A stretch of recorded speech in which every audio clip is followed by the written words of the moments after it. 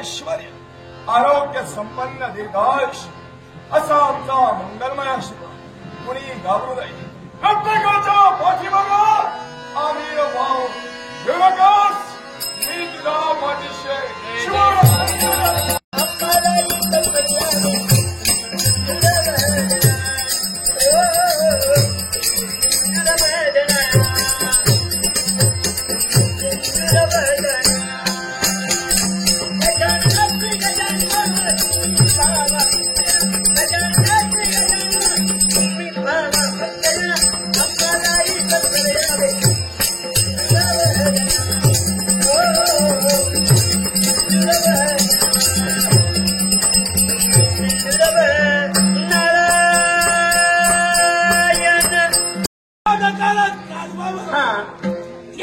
विचार करत असताना एकाएकी तुमचा हा देव संपलं. 3 युग मागे सरकली. त्यामुळं 4था युग म्हणजे तुझाच युग. या तुझ्या युगात काय काय चाललंय आणि कसं चाललंय हे परिपूर्ण पाहण्यासाठी मी तुझ्यापर्यंत न केलं. 3 युगाला वाढली. सत्ययुग, त्रेतायुग आणि द्वापार युग.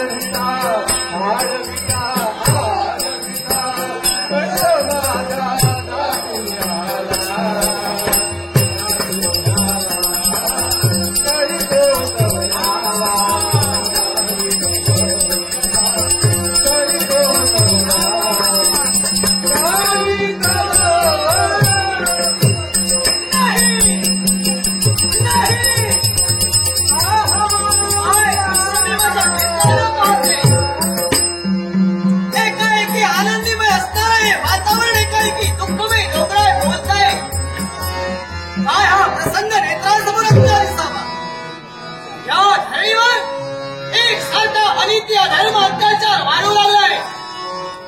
बाबा चरण फोफावला जात आहे. पुण्य संचय रसा मारला जात आहे.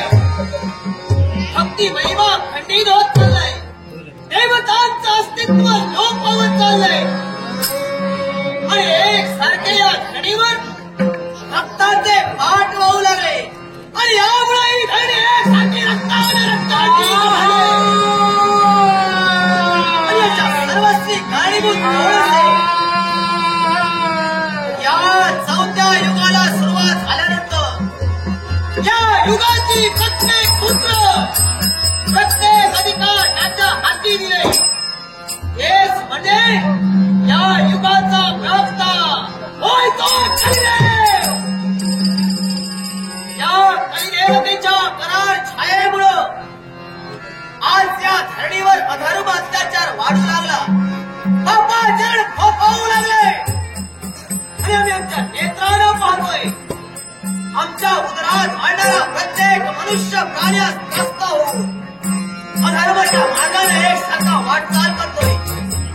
एवढंच कशाला, ज्या मातेनं 9 मास 9 दिवस 9 घंटा अनंत काळच्या यात्रा सहन करून आपल्या मुलाला जन्म दिला. जन्म दिल्यानंतर स्वतःच्या रक्ताचं अमृत त्या मुलाला पाजलं. पण तो पुत्र ऐन तारुण्यात पदार्पण करतात क्षणी आपल्या जन्मदात्या मातेवर आणि काळमाला 7 वर्षी आणि युगाला सुरुवात झाली. एवढ्यात व्याज पृथ्वीला या कलिदेवाला मिसळ द्यावी. याच्याही माशी कारण तू स्वतः आहेस. कलिदेव, 3 युग संपल्यानंतर चौथा युग येईल ते तुझ्या नावावरून कलियुग म्हणून निर्माण झालं. तुझ्या नावाला प्रसिद्धी देवतांनी दिली. एवढंच नाही तर या युगातले प्रत्येक अधिकार तुला बहाल करण्यात आले. तुझ्या मनाला वाटेल, बुद्धीला पटेल त्याप्रमाणे हे तू युग चालवायचंयस. या तुझ्या युगात कुठलीही देवता ढवळाढवळ करणार नाही असा देवतांनी तुला शब्द दिला होता. पण त्याच वेळी तुला बंधनं घालून दिली होती. भक्ती, ज्ञान आणि वैराग्य ज्या ठिकाणी असेल त्या ठिकाणी कलिदेव तुला प्रवेश नाही.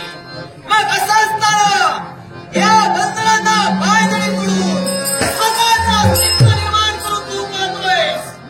हे पृथ्वी साध म्हणाली, ज्या 3 युग संपल्यानंतर ज्या देवतांनी मर्यादा घालून दिल्या त्या मर्यादेप्रमाणे कलिदेव वागला. मग मला सांग, आज या कलिदेवानं असं काय देणं करून केलंय? कलिदेव आणि या पृथ्वीवर हा युगात युगवंश कलिदेव असताना अधर्म या पृथ्वीवर कशा प्रकारे होतोय? तो कसा काय? कारण भक्ती, ज्ञान आणि वैराग्य ज्या ठिकाणी असेल त्या ठिकाणी तुला थारा नाही. पण असं असताना सुद्धा देवतांपेक्षाही तुझं अस्तित्व वर्चस्व ठरावं. आणि म्हणून ज्या ज्या ठिकाणी भक्ती, ज्ञान आणि वैराग्य आहे त्या त्या ठिकाणी कलह तू निर्माण करतोय. या श्रेणीवर नग्न होऊन नृत्य करतोय. आणि यामुळेच या धरणीवर अधर्म, अत्याचार वाढला जातोय. भक्ती महिमा सतेज न राहता तो खंडित होतोय. देवतांचं अस्तित्व लोप पावत चाललंय तुझ्यामुळं.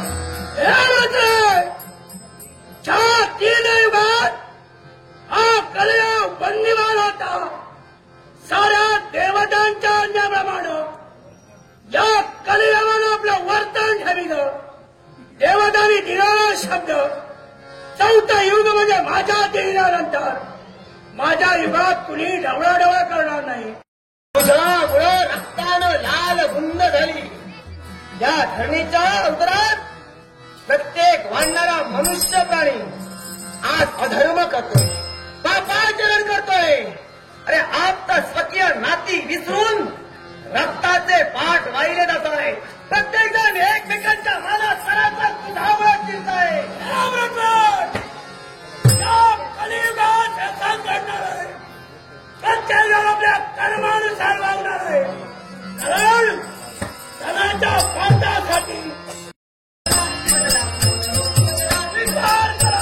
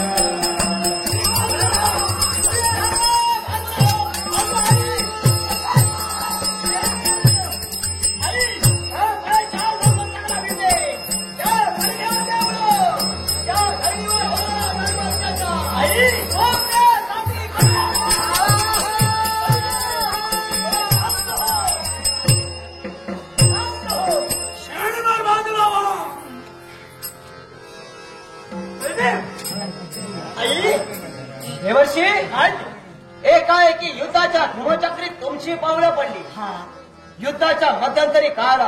आई अगं धर्म त्याच्या हागडत आहे त्याच्यासाठी पाय बंद घालण्यासाठी मी स्वतः घालणार. हा मग आई किती व्यस्त कर व्यस्त तुझे व्यर्थ ठरणार काय हा त्याच्या मुळाशी कारण त्याच्या मुळाशी घालत संप्रत याचा युग चाललाय.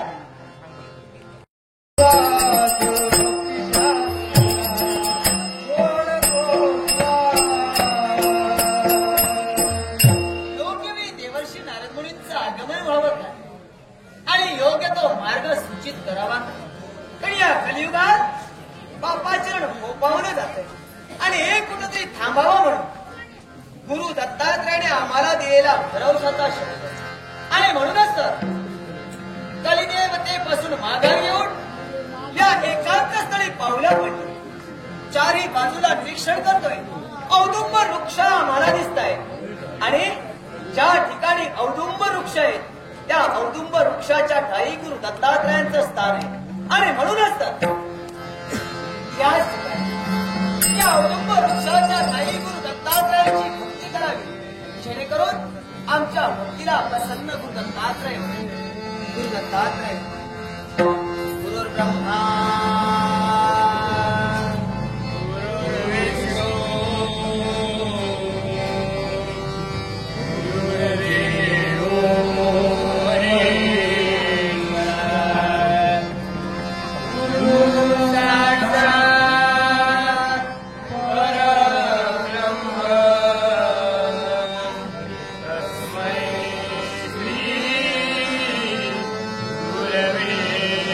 नमः.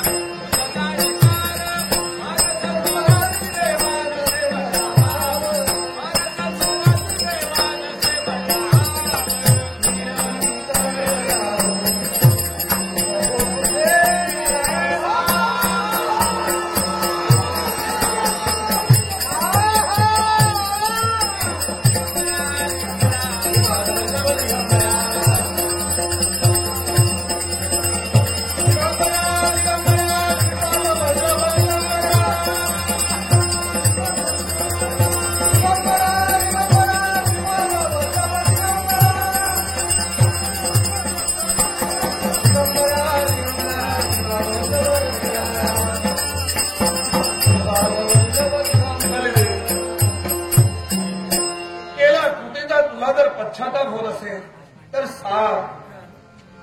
तुझा योग तुझ्या स्वाधीन करताना तुला घालून दिलेल्या मर्यादा, नियम आणि अटी देवा, योग ज्यावेळी माझ्या हाती दिला त्यावेळी माझ्या मनात मीपणा निर्माण झाला. मी म्हणजे माझा योग अहंकार वृत्ती भावना निर्माण झाली म्हणून मी पणा सर्व काही घडलं गेलं. म्हणून देवा, ज्यावेळी योग तुम्ही माझ्या हाती दिला त्यावेळी मर्यादा सुद्धा तुम्ही घातल्या. भक्ती, ज्ञान आणि वैराग्य जिथं सदैव वास करेल त्या ठिकाणी या कलीला प्रवेश करणे. जिथं भक्तीचा लवलेश नसेल, जिथं भक्ती लोक पावेल तिथं प्रवेश करून प्रत्येकाला भक्ती तत्वावर आणून हा कलिदेवाला केलेला तुम्ही उपदेश. मग माझी सूचना तुला आहे, याच्यापुढं मर्यादेचं उल्लंघन करू नकोस.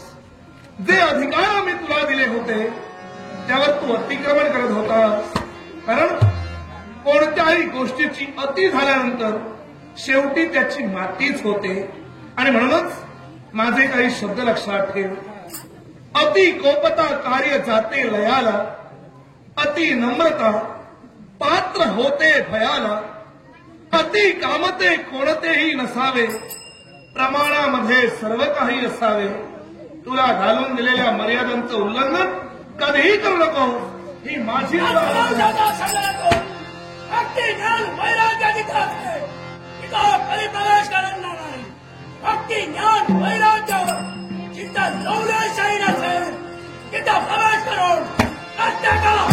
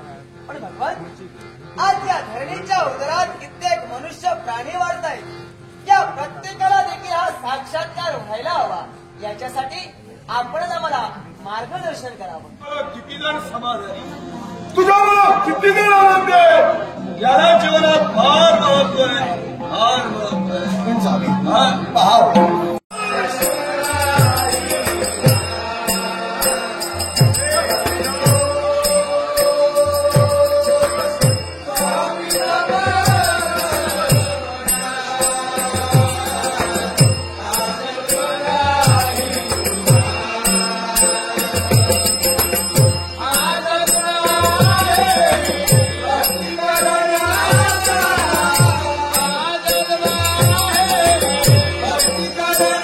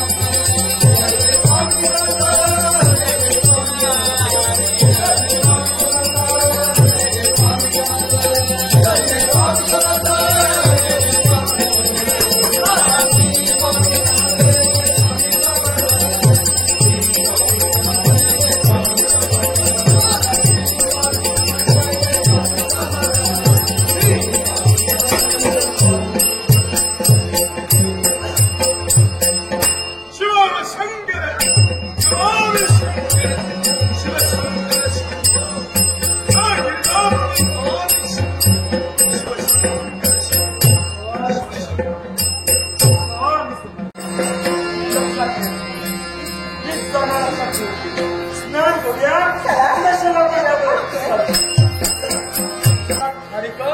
आम्ही इथं ठेवलेलं आहे उद्या घेऊन जाऊया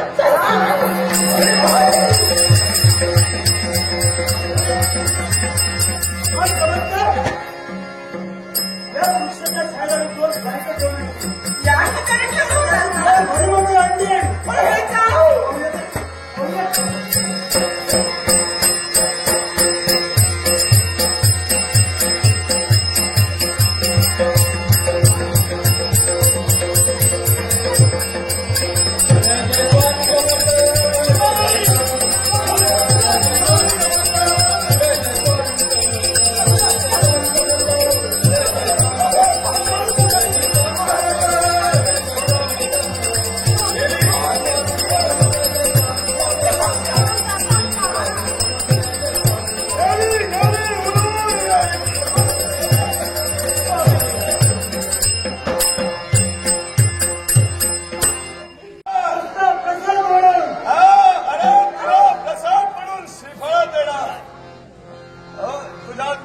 शब्द अशक्यही शक्य करतीलच शिव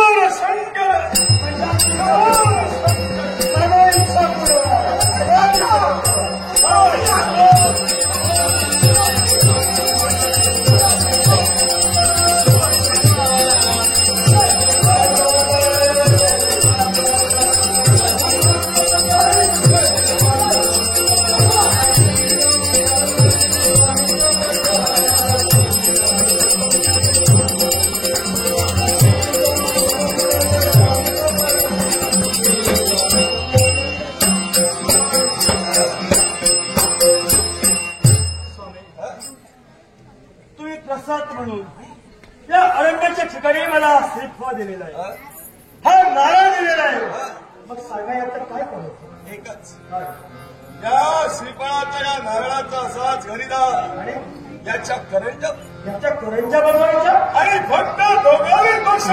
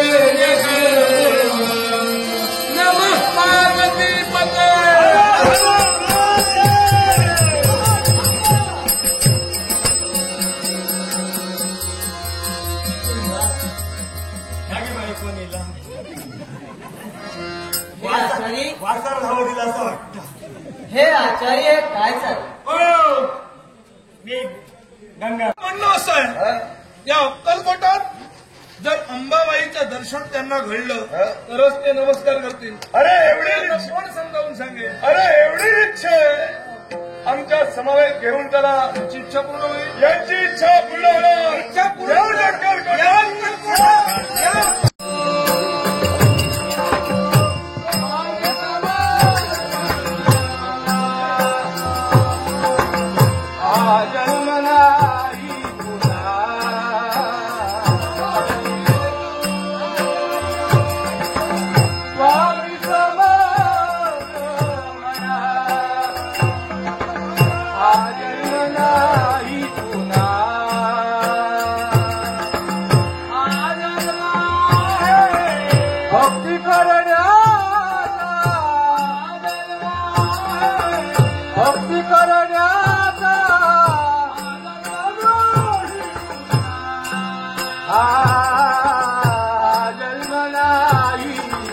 पुन्हा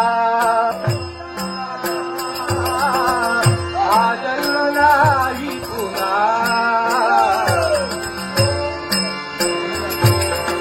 स्वामी समर्थ म्हणा हा जन्म नाही पुन्हा स्वामी समर्थ माझे आई मधला हा जन्म नाही पुन्हा स्वामी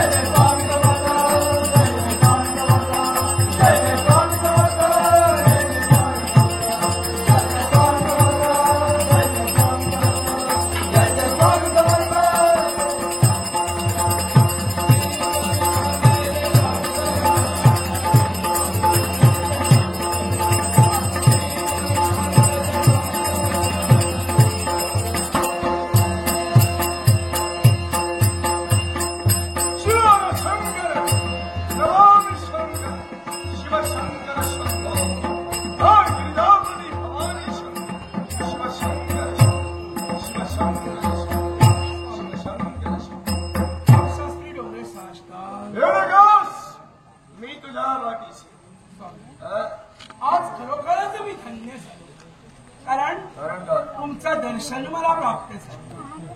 पण मनात एकच ध्यास आहे, आणि तो ध्यास कोणता असेल तर माझा आराध्य म्हणजे कार्तिक स्वामी. आणि मी बडोद्यावरून निघालोय तो कार्तिक स्वामींचं दर्शन घेतल्याशिवाय माझं मन तृप्त होणार. मग आता कुठं जाण्याची गरज आहे, कारण याच अक्कलकोटात तुमचं आराध्य आणि त्याच आराध्याचं दर्शन आम्ही तुम्हाला मिळालं. काय स्वामी, स्वामी काय मी त्यांना शब्द दिलाय त्याचं काय, तुझा शब्द सुद्धा परिपूर्ण होणार. अंबा मातेचं दर्शन याच अक्कलकोटात, माझ्या आंब्याचं दर्शन या अक्कलकोटात आत्ता. स्वामी मागे सुद्धा माझ्या आवशीचं दर्शन जावं आहे. काय? होय होय. मग तुमच्या सुद्धा अन्नपूर्णा मातेचं दर्शन, या तिघांचं एकत्रित दर्शन याच अक्कलकोटात. शिवार शंकर स्वामी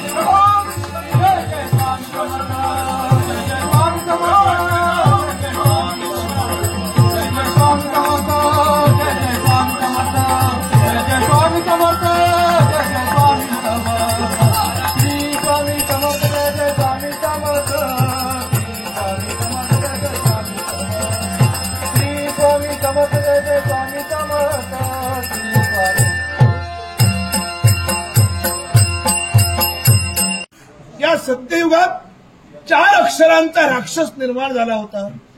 नाव त्याचं हिरण्याक्ष. देवानं एक अवतार धारण केला आणि 4 अक्षरांचा राक्षस हिरण्याक्ष याचा शेवट केला. ते युग मागं पडलं. त्याच्यानंतर युग आलं. ते युग म्हणजे त्रेतायुग. या त्रेतायुगात राक्षसाचं नाव आणखी एका अक्षरानं कमी झालं आणि 3 अक्षरांचा राक्षस त्रेतायुगात निर्माण झाला. त्या राक्षसाचं नाव म्हणजे रावण होय. देवानं आणखी एक अवतार धारण केला आणि 3 अक्षरांचा राक्षस नाव त्याचं रावण. या रावणाचाही शेवट केला. त्रेतायुग सुद्धा मागं पडलं. त्याच्यानंतर 3रं युग आलं. ते युग म्हणजे द्वापार युग. या द्वापार युगात राक्षसाचं नाव आणखी एका अक्षरानं कमी झालं आणि 2 अक्षरांचा राक्षस द्वापार युगात थैमान घालू लागला. काय त्या राक्षसाचं नाव? द्वापार युगात निर्माण झालेला 2 अक्षरांचा राक्षस कोण? आप्पा सांगा तुम्ही. हो मी कशाला? अहो कंस आणि कोण? हा, कंस. अगदी बरोबर. देवानं आणखी एक अवतार धारण केला आणि कौसाचाही शेवट केला. द्वापारयुग सुद्धा मागं पडलं. त्याच्यानंतर युग चौथं युग आलं. ज्या युगात आपण वावरत आहोत हे कलियुग. या कलियुगात राक्षसाचं नाव आणखी एका अक्षरानं कमी झालं आणि एका अक्षराचा राक्षस या कलियुगात थैमान घालत आहे. तो एका अक्षराचा राक्षस कोण? मी. कोण? मी म्हणते अहंकार, गर्व. हा अहंकार या कलियुगात थैमान घालत आहे. या अहंकाराचा आपण शेवट करू शकत नाही, पण त्याचा त्याग मात्र नक्कीच करू शकतो.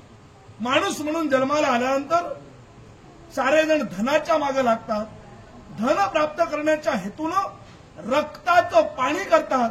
पण मला सांगा, धनाचा उपयोग कोणाला होतो? ना देवांना झाला, ना दानवांना झाला. आपल्या माणसाला काय होणार आहे? याचं उदाहरण जर द्यायचं झालं तर लंकाधीश रावण हा अधर्मी होता, हा पापी होता. जरी तो ब्राह्मण असला तर त्याने वाईट कामं केली. तोच रावण याची लंका सोन्याची होती. देवकीनंदन गोपालकृष्ण जगाचा परब्रह्म याची द्वारका सुद्धा सोन्याची होती. पण शेवटी झालं काय? रावणाच्या लंकेचे कोळसे झाले. देवकीनंदन गोपालकृष्ण याची द्वारका सोन्याची असली तरी पाण्यात बुडून गेली. म्हणजेच धनाचा उपयोग नाही रावणाला झाला, नाही देवकीनंदन गोपालकृष्णा झाला. मग आपल्यासारख्या माणसाला काय होणार आहे? म्हणून धनाच्या मागे न लागता प्रत्येकानं भक्ती नामस्मरण आचरणात आणा.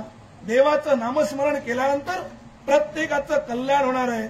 शिवाय सारेजण देवाच्या नावानं उपवास करतात आणि अन्नाचा त्याग करतात. अवश्य करा, ते जीवनात आवश्यक आहे. पण त्याच्याबरोबर उपवास जर करायचा असेल तर आपल्या अंगी असलेल्या वाईट गुणांचा उपवास करा. उपवास जर करायचा असेल तर आपल्या अंगी असलेल्या अहंकाराचा उपवास करा, म्हणजे त्याग करा. फक्त अन्नाचा त्याग करून काही होणार नाही. आणि मी हा अहंकार न बाळगता प्रत्येकानं स्वामीमय व्हा. स्वामी तुम्हा सर्वांचं कल्याणच करतील आणि कल्याणच